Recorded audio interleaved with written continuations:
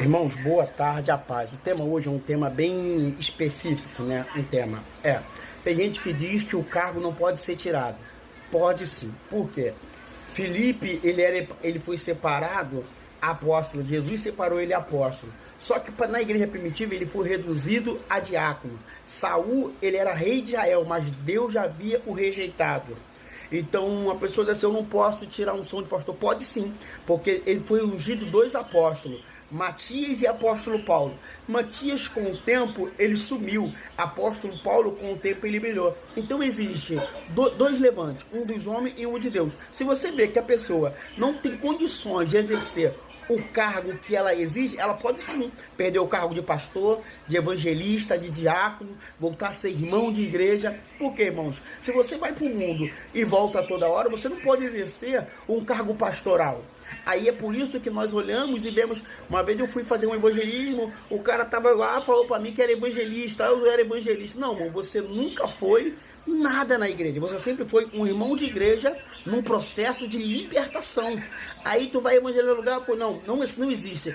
Caiu, não pode exercer, mas o cargo tem que ser abaixado, voltar a ser irmão de igreja. Caiu uma,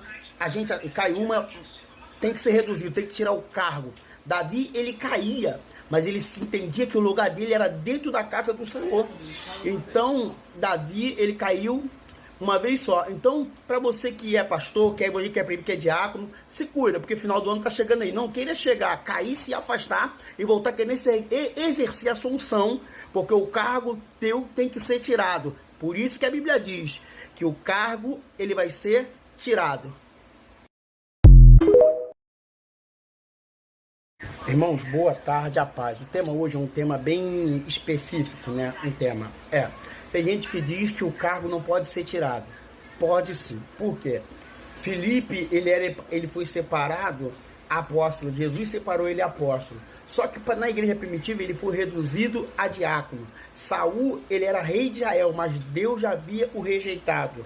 Então, uma pessoa diz assim, eu não posso tirar a unção de pastor. Pode sim, porque ele foi ungido dois apóstolos, Matias e apóstolo Paulo. Matias, com o tempo, ele sumiu. Apóstolo Paulo, com o tempo, ele brilhou. Então, existe dois levantes, um dos homens e um de Deus. Se você vê que a pessoa não tem condições de exercer o cargo que ela exige, ela pode sim perder o cargo de pastor, de evangelista, de diácono, voltar a ser irmão de igreja. Por quê, irmãos? Se você vai para o mundo e volta toda hora, você não pode exercer um cargo pastoral.